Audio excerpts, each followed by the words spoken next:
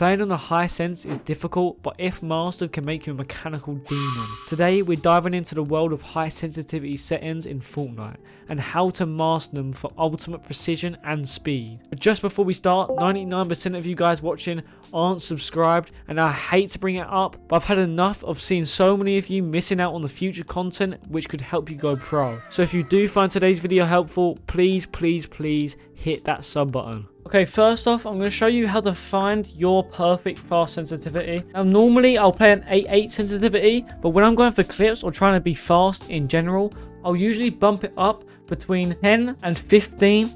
Now, a good one I recommend is 12. 12% I feel is a very good place to start when trying to find a high sense. Depending on how you feel, increase or decrease your sense ever so slightly. To start off practicing getting control of this fast sense that you've just put on, you want to go into an edit section in any map, but preferably the one that I'm going to put on the screen now. This is Raider 464's Mechanics Map V5. What you're going to do is you're going to go through almost every single one of these, and we're doing this not to practice how fast we can edit, but to slowly practice our crosshair placement. This is the most important thing by far when it comes to practicing a high sense.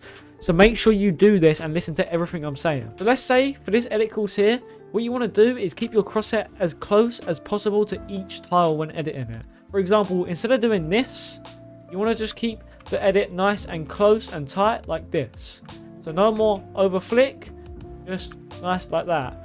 And same with double edits and all other edits. Now, because you're on a higher sense, it's going to be harder to do. But you can definitely get control of it, so don't worry about that. So we're going to do an edit course here. Just make sure to keep your crosshair as tight as possible. And don't worry about going fast at the moment. It's just about crosshair placement and getting down your mouse control. So once you get a feel of how fast the sense is, you want to carry on and just slowly speed up how fast you're doing it. When you're doing it slow, this should be you practicing the movements you're going to make when you're doing it fast. So when you're doing it fast, you want to make the exact same movements, but just quicker, which does make them hard to control, but that's why you practice them at a slow speed. So once you've done every single one of these, I want you to come over to here. Now, this is very good for crosshair placement and practicing on a high sense. This is only in Raider 464's map, I'm pretty sure. First, start off by doing teleport after edit and then move on to moving platform. Teleport after edit is going to look like this. You're going to press edit. You're going to make the edit, but follow the red line with your cursor. Let go. It will teleport you. And don't move, but just make the edit from here. And once again, just keep following this red line and try and keep your cursor as close to that red line as possible. This will practice your crosshair placement on this higher sense, meaning you have more control and can be more consistent with editing. But once you've done that for about 3 minutes, move on to this one and do moving platform for another 3 minutes.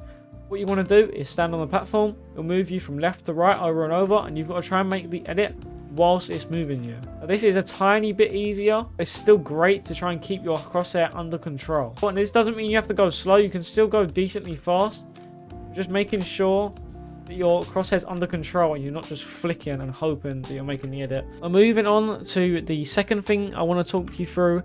If you're on PC, then maybe think about getting Kovacs, but if you can't afford Kovacs, then I'll just recommend going to the Raiders map that I have put in the description and doing some of these. Best drills in here to do to practice your aim and crosshair placement in general are going to be horizontal tracking, close, long tracking, 1v1 aim drills, spear tracking, glider tracking, box fire aim, but sometimes this one glitched. So if box fire aim isn't working, you want to do shotgun react or react flick.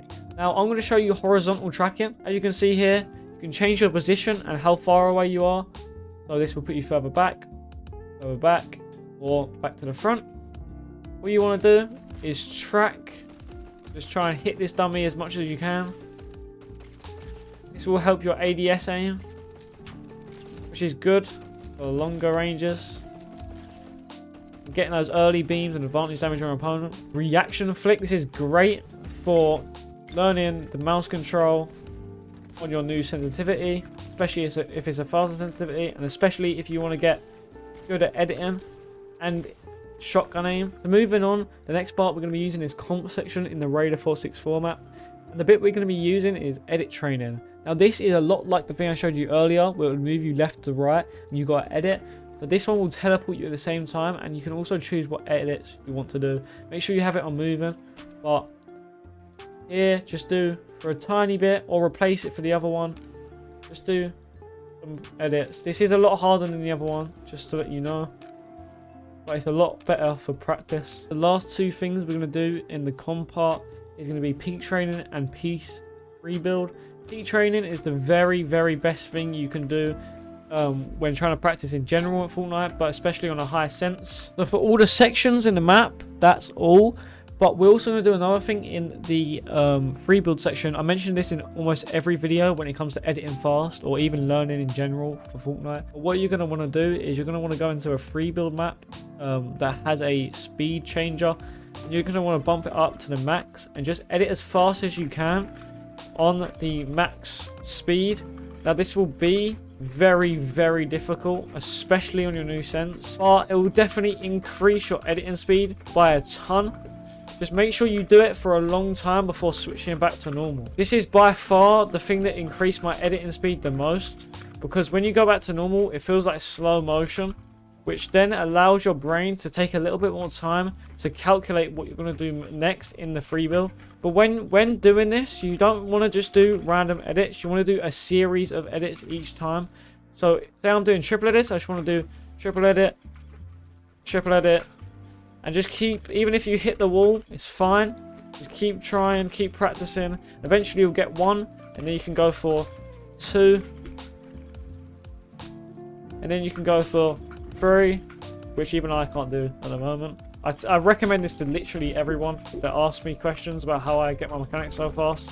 This is the literal first thing I recommend to them. Even now, if you watch through the whole section of me editing on the fast speed, it should look slightly like slow-mo. And just like how we turn the speed all the way up, we're also going to turn it all the way down. We're going to turn it all the way down. I recommend doing this part before doing the fast part, because otherwise you'll feel really fast when going back to normal speed. When you're on a slow speed like this, what you're going to want to do is practice crosshair placement like you did earlier with the edit courses. And by doing this, you're going to learn over time. You might not feel like it, but you will learn over time how much to move your mouse and what buttons to press in all these situations. That's all for today's video. If you did find it helpful, then please subscribe.